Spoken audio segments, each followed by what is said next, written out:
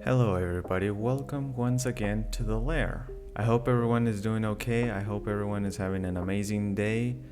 And let's start with this video. So today finally I decided to give a kind of proper review to Spider-Man Brand New Day.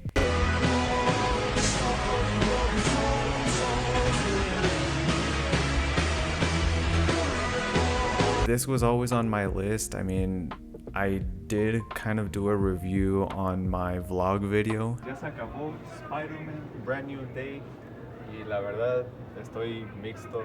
Está muy rara, o sea, sí me gustó, pero creo que el villano me decepcionó. Esa fue una de las cosas. Which I want to thank all of you because it took a lot of effort to do that video because I really don't go around in a costume doing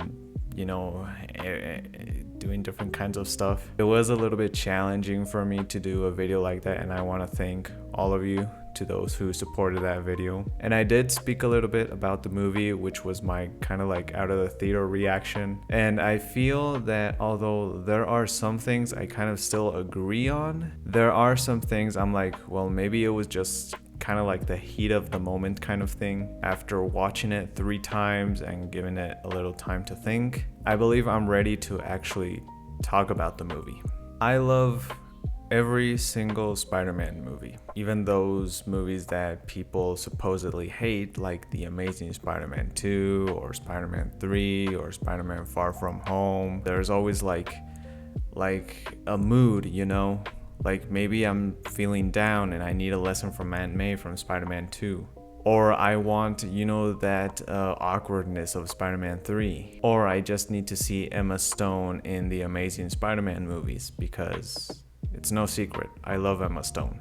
But okay, now let's get to Spider-Man Brand New Day. It sets off I believe 4 years after the events of No Way Home. We see Peter trying to live his life without his friends. And as we can see, he started to isolate himself from the world because he doesn't want to put anyone else in danger. And this way he kind of just operates, in a better way because he just gets to be Spider-Man. He doesn't have time to be Peter Parker. And because of that, his spider genes are starting to act out on him and he's starting to become more spider-like without turning into the man spider, because Tom Holland said that would be too scary. And that is kind of like the whole plot of the movie. It's Peter trying to balance both of his lives. It's kind of like Spider-Man 2, but instead of losing his powers, he's actually gaining more powers. And overall, it is a good movie.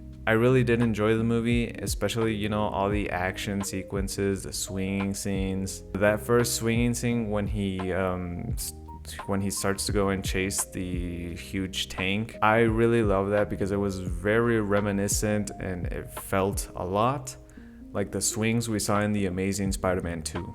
The score in this movie actually does feel a little bit more sad, a little bit more lonely. And even the soundtrack, I liked it. It was pretty cool. It was very Peter Parker fitting. The cast once again does an amazing job in this movie. Tom Holland, Zendaya, and Jacob Batalon. I feel like this time we actually really don't see them as kids. We actually do see them we've actually seen them grown up. They're not still stuck in those attitudes or ways of being that they had before. Hulk and Punisher being in this movie was something I never expected, but it was so cool and amazing to see. And since I'm also a fan of the Hulk, I'm actually happy that we actually got to see a mean, angry Hulk once again. It's not Edward Norton Hulk, but this is Angry Hulk once again. And I'm not against Professor Hulk or whatever. If anything, it was kind of cool to see Professor Hulk, but I do, kind of like more, how Hulk is just smashing things or whatever. So yeah, this has become another of my favorite Spider-Man movies.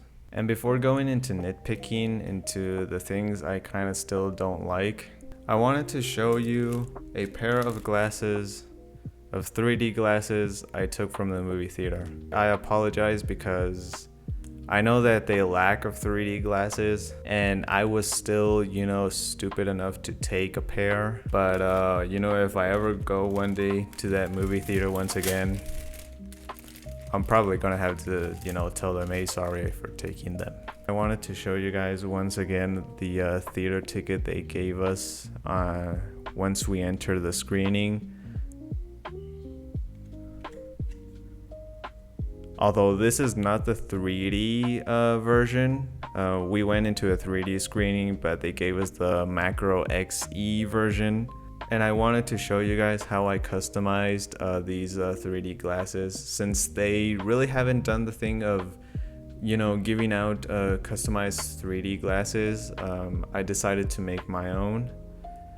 So here are my Spider-Man Brand New Day customized 3D glasses. As you can see right there, I just painted them red with some acrylics and some markers to do the spider webs. And I think they turned out pretty good. Oh yeah, 3D. I see everything 3D. That is so amazing. I think I'm gonna do the video like this now. It's kind of different. Now I'm gonna talk about some of the things that we didn't really see as much as we thought we were gonna, and things that I kind of still don't agree, or things that are just really not in the movie. And I actually made a list because otherwise I was gonna forget. We didn't get the No Way Home suit. I don't know if you remember this, but there is a Funko Pop going around based on the No Way Home suit, and we can see that it has some battle damage. We were supposed to see how Spider-Man got that suit teared up, and from there on he would actually make the other suit we have throughout the whole movie. There is a hospital scene shown in TV spots where Spider-Man goes to said hospital, showing a bunch of kids that they shouldn't be afraid of needles. When he's about to get poked with one of the needle actually bends, and some kid says, "You're going through spider puberty." Peter not having a job is something that a lot of people have been talking about. We never see Peter, going to a job or how he gets his money. A lot of people are saying that he probably works at Del Mar's because of the shirt he's wearing. And there are people saying that there is a scene cut from the movie where we would see Peter actually delivering food from Del Mar's. Tombstone and, Tarantula just showing up for like 2 seconds. And at least Tombstone got some dialogue, that's just, I guess I should be grateful for that.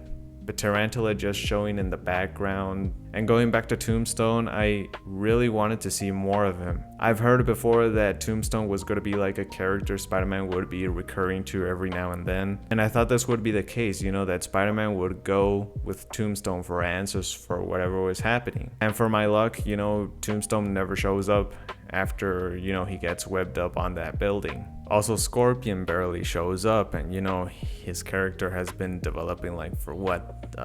It's been since 2017, it's been years. And only for him to show up, and some of the times he showed up, it wasn't even him, it was mind control. For me in this movie, there wasn't really a main villain per se. Like, yeah, people say that Damage Control is like the main villain, that Jean Grey was the main villain, but honestly I didn't really feel it that way. If anything, it was more Peter versus himself trying to balance his life, and that was kind of like the whole thing of the story, that there wasn't really a main villain. So on that part, that was kind of disappointing for me too, because I really was expecting like a surprise villain or something. And I guess you could say that the surprise villain was Damage Control, but still it didn't really astonish me or amaze me or wow me.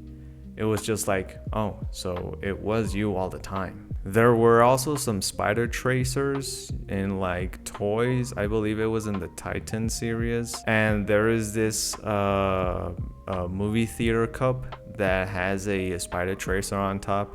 I believe we were gonna see that in the movie, Spider-Man using spider tracers once again. And we do not see any of that in the movie. And finally, I believe that Jean Grey had a very bad advertisement, because they were all saying, oh, Jean Grey is not going to be in the movie, and if she's in the movie, she's not the main villain, that it's going to be someone else. And this all just led to speculation on then who is going to be the main villain then, who is actually behind all of this. And to no surprise, it was Jean Grey. Jean Grey was like the villain along with Damage Control, but then we find out that it's not not Jean Grey, that it is Damage Control. And for me, I feel like it was kind of like bad advertisement because it was pointed towards her. And maybe some people say, okay, it is genius advertisement because it's pointed at her and misleading. And okay, you're right, but for me it was kind of disappointing because I really was expecting someone else, a person villain. I'm gonna go back to Tombstone, and I'm gonna say that I really thought that Tombstone was like the main villain and doing all of this, you know, causing like all this confusion and whatever. Because I mean, he really does tend to do a lot of that stuff. And so I guess these are kind of the reasons why once I walked out of the movie, I felt disappointed, kind of let down. But then after watching it another 2 times, I was like, okay, you know, it's not a bad movie. There are things that I loved right from the first watch. And I shouldn't really feel let down entirely by these other things that I just mentioned. So now I can say that yes, I also liked a lot Spider-Man Brand New Day. Overall, it's a really great movie, and I believe that the lesson that I loved the most is that, you know, it shows us Peter being in the shadows, not really wanting to socialize. But it also tells you that, you know, eventually you can't really do that forever, and that, you know, you gotta put yourself out there. In small words, you are not alone in this, and you shouldn't do any of these things alone. So I guess that is my review for Spider-Man Brand New Day. At this point, I'm pretty sure everyone has seen the movie, so tell me what you guys think in the comments below. I would love to know if you had the first reaction that I did, or did you love the movie right from the start. Don't forget to give me a like and subscribe to the channel, because that is gonna help the channel grow. It's gonna help us grow. And as always, I hope everyone is having a good day. I hope everyone is having a good time, and I will see you all until the next video. So everyone, take care. Bye bye.